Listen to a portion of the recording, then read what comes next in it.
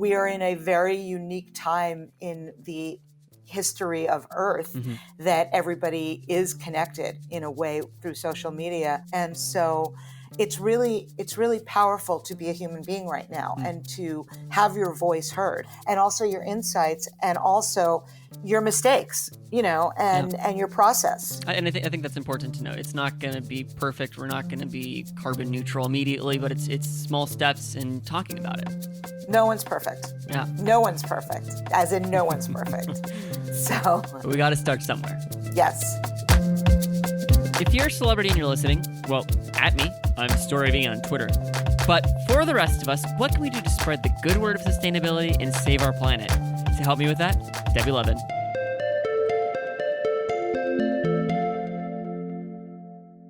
Can you introduce yourself and tell us a little bit about what you guys do? I am Debbie Levin. I'm the CEO of the Environmental Media Association. We are a nonprofit 501c3 organization, and we're celebrating our 30th anniversary this year, which is crazy. I've been running the organization for 20 years and over 20 years. And our mission is to be the storytellers for the environment.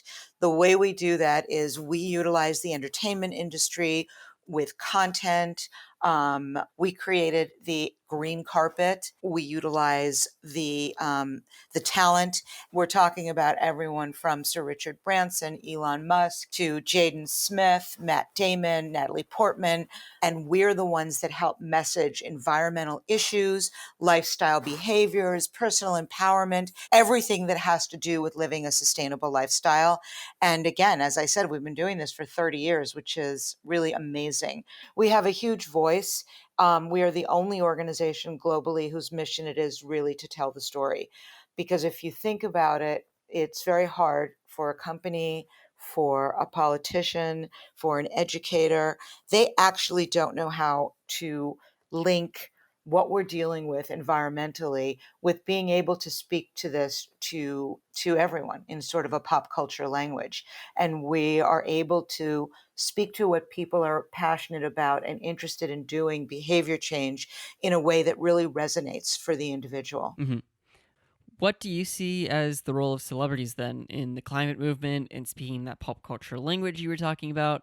Like, why is it effective in changing people's behavior?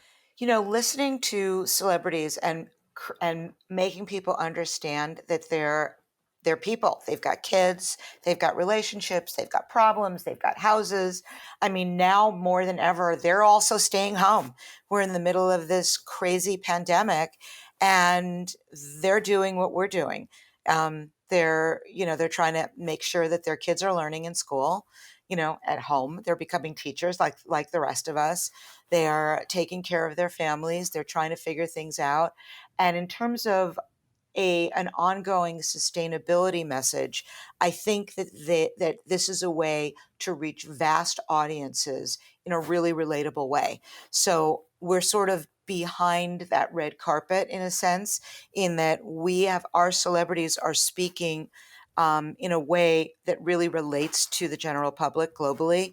I don't think that this works for every issue. I'll be honest. I'm not sure that it's completely efficient for a political party or for some things that may seem too aspirational. But for a sustainable lifestyle, I think that using celebrities and influencers to be able to speak to their incredibly huge and always growing followers and fans has been so effective for all these years. I mean, we've been behind so many big behavioral changes. We helped launch the Prius in 2001, for example, and hybrid and alternative fuel cars in the automotive industry has touched everyone at this point. Every different company is now doing it because we were very instrumental in making the Prius a sexy car, and having the celebrities buy it and drive and arrive at award shows in Priuses was huge for changing the way the global consumer really thought about transportation and what made a car compelling. So as well as with the food industry and making people understand that reading labels is really, really important. Gotcha. So it's sort of if people are able to see the behavior that you want to be encouraging and their favorite celebrities are doing it, then they're able to sort of learn from it without having it sort of forced down their throat, kind of, right? Is that Well, sort of the yeah, and the other thing approach, is or? going on the journey together because Mm, nobody is there. Nobody is anywhere.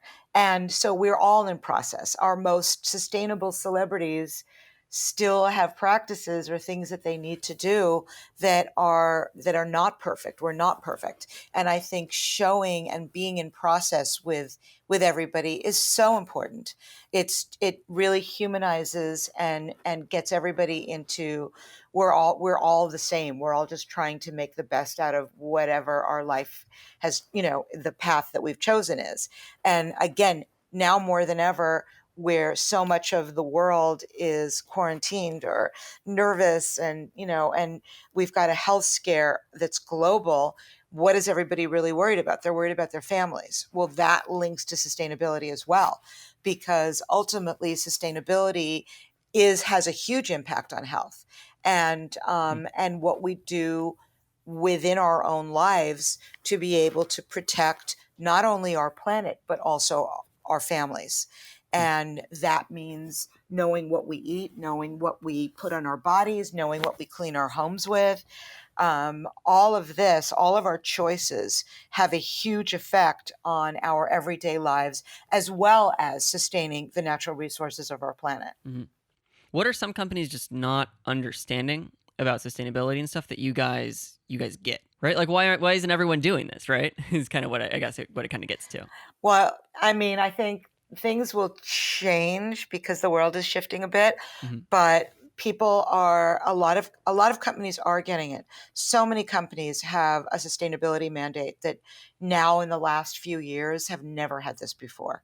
Mm, Um, but it's always about making money and being able to maintain corporations and businesses.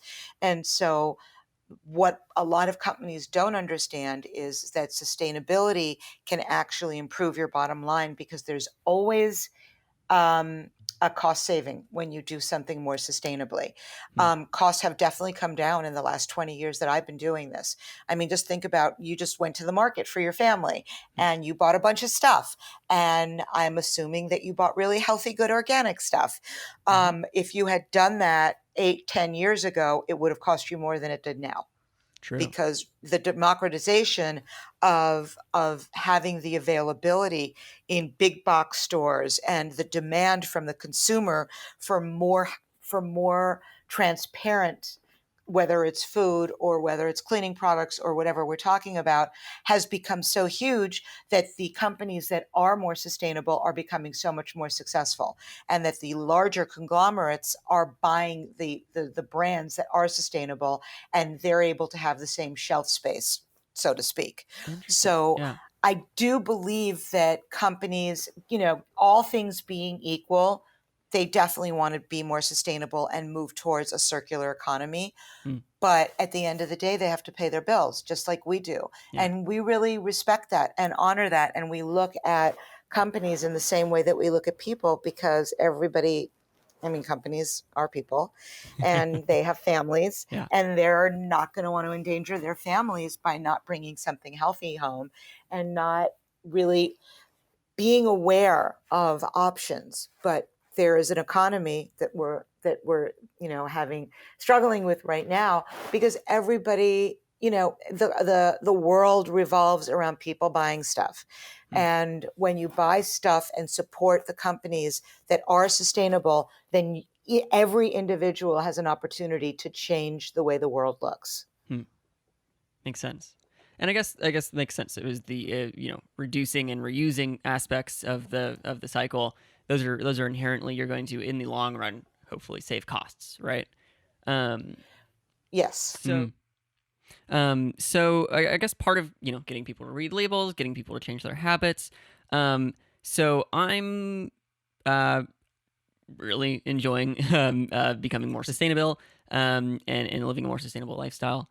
Um, and I also really love storytelling, but I mean, I'm not a celebrity or anything like that, right? So, what can the normal person be doing as far as taking some of the skills that you've, or some of what you guys do with like sustainable storytelling and stuff like that. Like, how can we take that into our own lives and our own communities?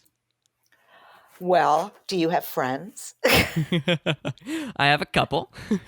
Do you have any kind of a network or social, group? Yeah. And do you have any followers on any of your platforms? One or two. You represent everybody that's listening right now. So everybody that's listening hopefully knows a few people where you share your ideas. They know people, and think about how exponentially that grows. You don't have to be Jaden Smith with 40 million followers like we have on our board. What you can be is, just somebody who really, really cares, speaks to it on your social media, gives your own tips, tells your friends, and you become inspiring and doing it in a way that everybody relates to.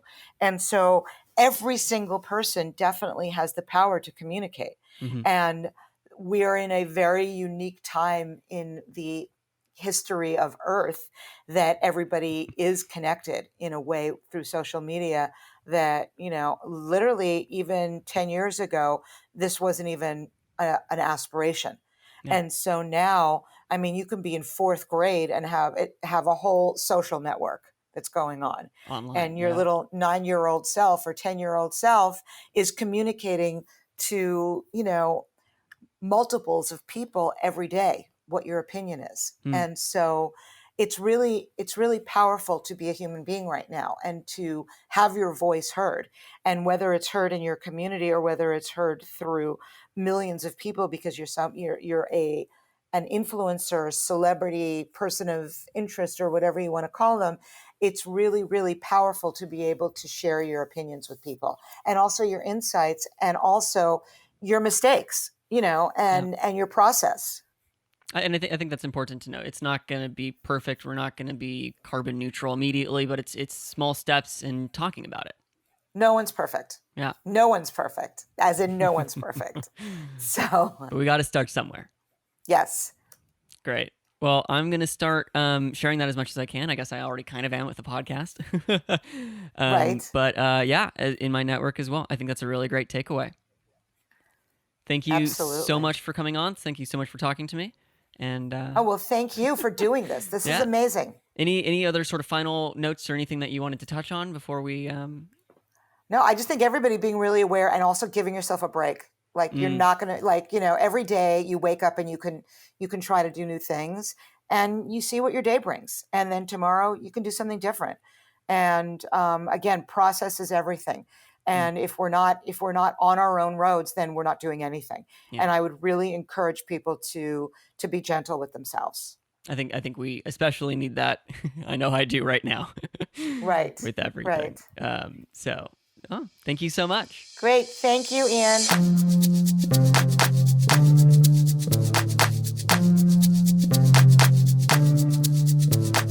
Big Feet is a production of The Impact and produced by me, Ian Sumner. Music is by Sarup Pujari.